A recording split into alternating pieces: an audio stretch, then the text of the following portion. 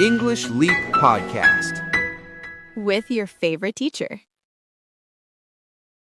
Hello, everyone, and a huge welcome back to your favorite teacher's English Leap Podcast. This is your go-to space for mastering natural English while we chat about the big and small things in life. I'm Mark, and I'm joined by Emma. Okay, quick question before we dive deep and get all wise today. Oh, no, that usually means trouble. I'm ready, though. It does. All right, everyone listening, imagine this. You are standing in a stadium packed with 80,000 screaming fans, but instead of just one country hosting, you have 3 massive nations pulling the strings. Yes, we are talking about the ultimate sports spectacle, the FIFA World Cup 2026. Mark, are you ready for this historic kickoff? Oh, wow, absolutely. The phrase kickoff is perfect here, Emma. It means the start of a football match, but we use it in everyday English to describe the launch of any major project or event. And this tournament is definitely a massive project. It is completely unprecedented. Unprecedented. That sounds like a fancy word. What does it mean exactly? It means something that has never happened before in history. For the first time ever, 3 countries, the United States, Canada, and Mexico, are teaming up as co-hosts. Co-hosts. Right, so they're sharing the responsibilities. That sounds like a logistical puzzle, but incredibly exciting. Exactly. They're sharing the stage to bring us the biggest tournament ever. When multiple countries manage an event together, they co-host it. It's a fantastic phrase to use when talking about big collaborations in business or sports. It really sets the stage for something massive. Oh, look at me using idioms. To set the stage means to prepare the environment for something to happen, right?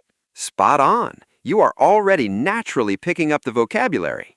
This unique format sets the stage for a dramatic cultural shift in how we experience the beautiful game. Ah, the beautiful game. That is such a classic way to describe football. Everyone across the globe understands that phrase instantly. It really is, and it brings people together like nothing else. This grand kickoff in June 2026 is going to change sports history completely. Right. I can already feel the global energy building up. It makes me want to learn all the sports slang before the matches begin. That is the spirit. Talking about global events is the best way to move past boring textbooks and speak like a native. Speaking of the actual matches, I heard there's a massive change in the tournament structure this time around. Something about the sheer number of teams? Oh, you hit the nail on the head, Emma. This is easily the biggest structural shift in World Cup history. They are expanding the entire tournament from 32 teams to a whopping 48 teams. 48 teams? Wow, that is an unprecedented expansion, to use your favorite word from earlier.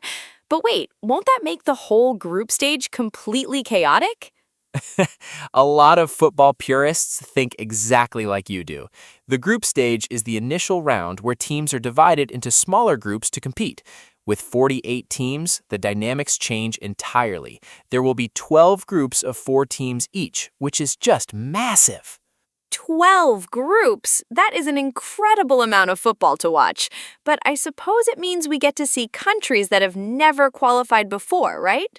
Exactly. We call these first-time teams debutantes. A debutante is someone making their very first appearance in a particular role, sport, or event. It is a beautiful word to use in business or arts, too, like a company launching its debutante product into the market. Oh, I love that word. Debutante. It sounds very elegant for a gritty sports tournament. So, with more debutantes on the field, we might see some classic underdog stories. Oh, wow, yes. An underdog is a person or a team that is widely expected to lose a contest or conflict. Everyone loves a good underdog story because it brings so much raw drama and passion to the beautiful game.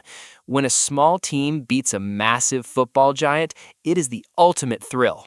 Right, it gives everyone hope, but I can see why traditionalists might argue that it dilutes the overall quality of the competition. Dilutes, is that the right word to use here? Spot on, Emma. To dilute means to make something weaker or less concentrated by adding something else. Traditionalists argue that adding more teams dilutes the fierce, elite competition that the World Cup is historically famous for. I see both sides. On one hand, you get more global inclusion and fairy tale underdog moments. On the other hand, the schedule must be absolutely intense for the players. It really is. The sheer scale of this structural shift means more matches, more travel, and higher stakes from day one. Speaking of travel, moving 48 teams across an entire continent is a whole different beast. A whole different beast is right. I mean, think about the sheer size of North America. Players might be in Vancouver one day and Mexico City a few days later. That sounds absolutely exhausting. Oh, it really is, Emma. This brings us to a massive talking point for 2026, the travel logistics. In English, logistics refers to the detailed organization and implementation of a complex operation. Moving teams, staff, and millions of fans across 3 massive countries is a logistical nightmare. Logistics. That is a great word for daily life, too, like managing the logistics of a family holiday or a big work project. But seriously, how will the players survive flying across multiple time zones constantly? Well, the organizers are actually trying to group games regionally to minimize travel fatigue. But even then, each host city is separated by hundreds, sometimes thousands of miles. A host city is a city chosen to hold an event or competition. For 2026, there are 16 host cities in total. 16 host cities? That is incredible for international tourism. Imagine the massive wave of football fans exploring different cultures, foods, and landscapes, all within one single tournament. Oh, wow, yes. The tourism boost will be astronomical. But for the teams, adjusting to the vast geographical distances and different climates will be a real test of endurance. One day you are playing in the cool, breezy Pacific Northwest, and the next you are in the humid heat of Miami. That sounds like it could completely change how a team performs. It's not just about football skills anymore, it's about physical adaptation. Exactly. The teams that manage their rest, recovery, and travel schedules efficiently will have a massive upper hand. It makes the tournament highly unpredictable, which just adds to the overall excitement for us viewers. True, but what about the fans? Following your team across 3 countries sounds like an expensive dream. The travel commute alone would take days if you're driving. Yes, a commute usually refers to a regular journey between work and home. But when applied to traveling between stadiums across a continent, it highlights just how massive the journey is. Most fans will have to rely heavily on flights, which opens up another huge debate about the tournament's overall environmental impact. Speaking of flights and the environment, that brings up a really hot topic. Literally, the summer of 2026 is expected to be incredibly warm, and playing high-intensity football in that kind of weather sounds brutal. Oh, wow, you are completely right, Emma. The intense summer weather is a major talking point. In advanced English, when we discuss a controversial or highly debated subject, we often call it a hot topic, and this one is quite literal. Dealing with extreme heat waves across North America is going to challenge everyone involved. A hot topic. I love how that phrase fits perfectly here. But how do the players actually cope with that level of heat without collapsing on the pitch? Well, FIFA has strict protocols for player safety. One major feature we will see is mandatory hydration breaks. A hydration break is a short, designated pause during a match for players to drink water and cool down. It is essential for preventing heat exhaustion. Oh, hydration breaks make total sense. It reminds me of how important it is to take regular breaks when studying English so your brain doesn't overheat. But what about the fans in the stadiums? Are the venues prepared for this? Absolutely. Many host cities have undergone massive stadium renovations to prepare.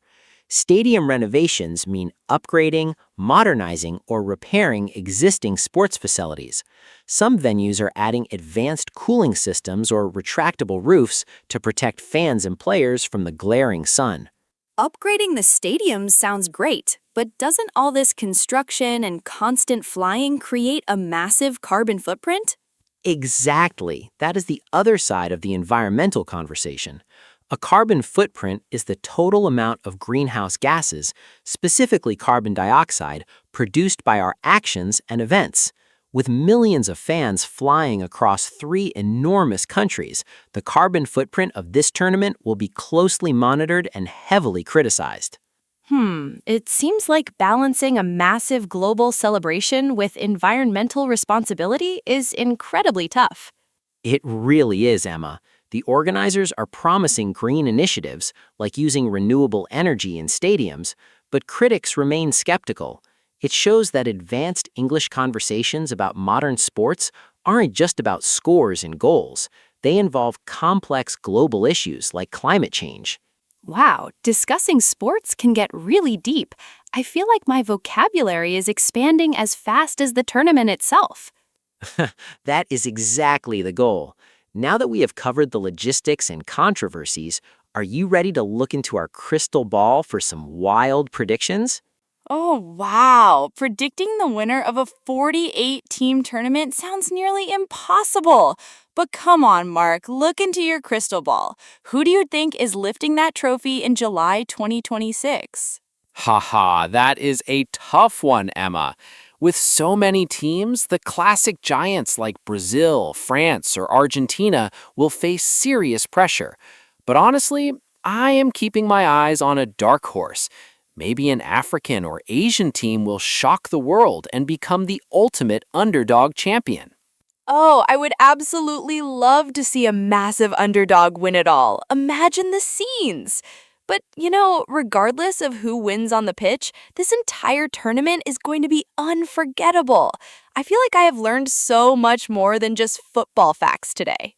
Exactly, and that brings us to our favorite part of the episode. It is time for our homework and practice section. For everyone listening at home, studying advanced English is all about taking what you hear and using it immediately in your own life. Right. Let's do a super quick recap of the fantastic vocabulary we mastered today. We started with the historic kickoff and how 3 nations will co-host this unprecedented expansion. Then we dove into the group stage drama, celebrating the debutantes and cheering for the underdog. Excellent recap, Emma.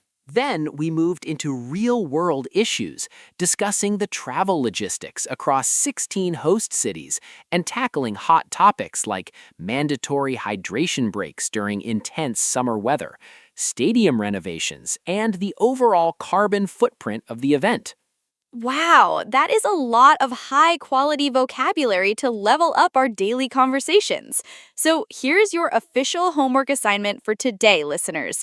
We want you to head down to the comment section right now and answer one simple question using at least one vocabulary word from today's podcast. Yes, the question is, which country do you predict will win the FIFA World Cup 2026? And do you think a debutante or an underdog has a real chance to shock the world? Try to use words like unprecedented, hot topic, or underdog in your reply. Oh, I cannot wait to read all your amazing responses. We will be replying to as many comments as possible, so make sure you drop yours down below. Practice makes perfect, everyone. Thank you so much for hanging out with us on the English Leap podcast. Keep practicing, keep speaking, and we'll see you in the next episode. Bye! Bye, everyone!